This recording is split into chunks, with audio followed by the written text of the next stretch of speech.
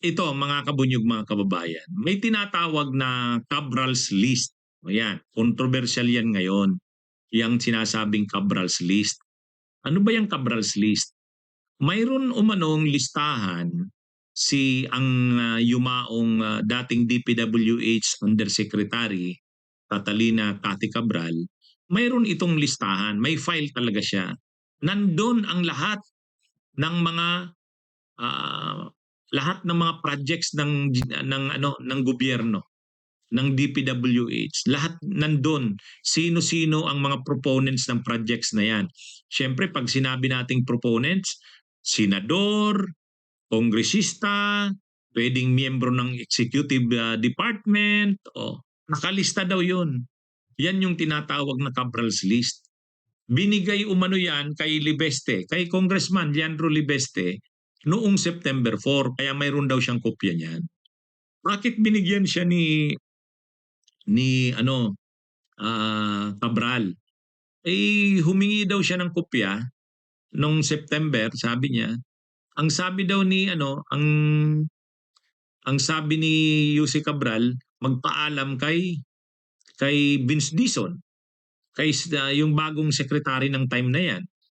Nung mga panahon naman na yan, si DPWH Secretary Vince Dizon, agresibo pa, na sige, kung may humihingi ng ano na yan, lista na yan, wala namang problema para sa transparency, ibigay mo. So binigay daw. Binigay daw ni um, Yusek Cabral dito kay Congressman Leandro Libeste. Kaya mayroong kopya si Libeste niyan. Nandun daw talaga ang lahat ng mga proyekto ng gobyerno, sino ang proponent ng mga projects na yan. Yan yung tinatawag na Cabral's List. Bakit mayroong ganung kopya si Cabral? Siya talaga yung siya talaga yung nakakaalam ng lahat na yan. Kasi lahat ng mga proyekto ng DPWH galing sa mga district engineers, siya ang niyan, nagkakamada, nag-aayos niyan. Sinasubmit yan ni Cabral sa DBM sa pag-prepare ng tinatawag na NEP, National Expenditure Program.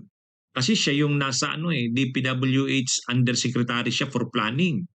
At kung yung mga congressmen ay humihingi ng ina-amendan yung NEP sa mga projects ng DPWH, may mga kongresista humihingi ng projects, tapos ginugo naman ng DBM, ng speaker ng Kamara, siya rin ang nag-aayos niyan, pati mga senador. Kaya siya talaga yung may alam ng lahat ng yan. Pati yung yung mga sinasabi ni Bernardo na uh, mga pondo galing sa Office of the Executive Secretary, yung linakad ni Yusek Olaybar, na 2.8 billion galing daw sa Office of the Executive Secretary, na alam daw yan ni Cabral, nandun yan sa list. Kaya pag sinabing Cabral's List, hindi lang yan kongresista, hindi lang yan mga senador, pati mga officials ng executive department na naglagay ng mga insertions o mga projects sa DPWH. Kaya yon. Actually, yan yung hinahanap talaga ng publiko Sino-sino ba at ano-ano ba ang mga projects?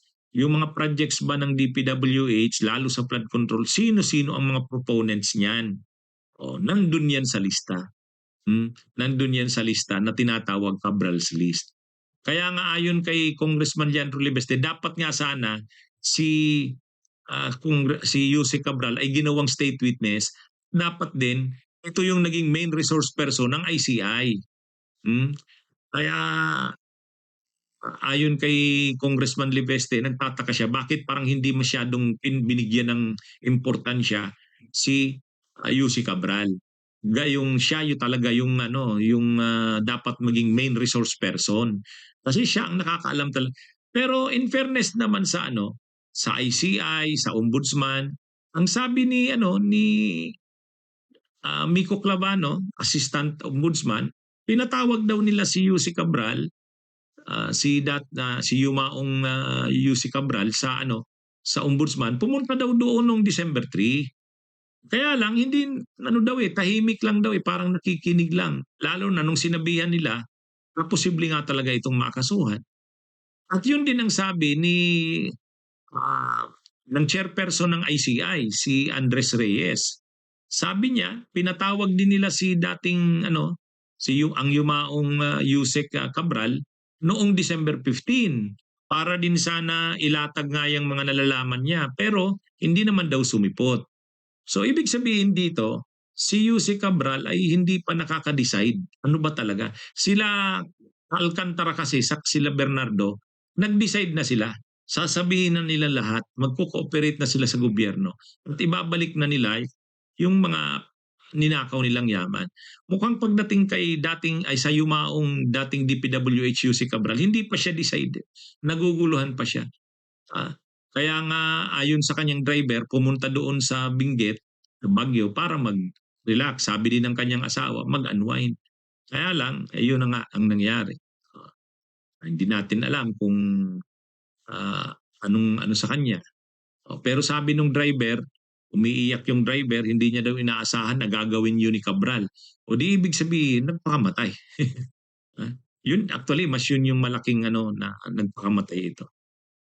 Ayon naman kay Congressman Leandro Libeste, mayroon daw naman siyang kopya ng nasabing list. Kaya kung ito papayagan daw siya ni Secretary Vince Dizon ng DPWH na ilabas 'yon, ilalabas niya raw. Ilalabas niya. Kaya ah, sabi ni Libeste, ang approval niyang hinihingi kay Go Signal kay Vince Dizon. So pag kaya papayagan siya ni Vince Dizon na ilabas 'yon. Abangan natin kung anong mangyayari.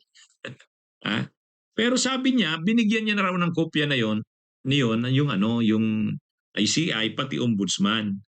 Kaya lang ang kailangang makaano diyan yung publiko kasi ang interesadong makaalam niyan yung publiko.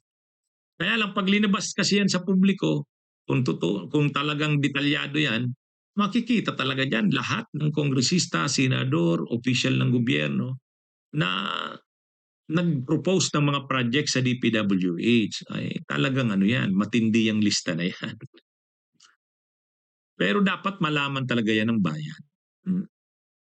Bunyog, bunyog, halikan na kasama ka. Bunyog, kapag buklod ay may pag-asa. Luzon, Visayas, Mindanao, isa ang pananaw. Sa bagong Pilipinas ang bunyog isisigaw. Bunyog, bunyog.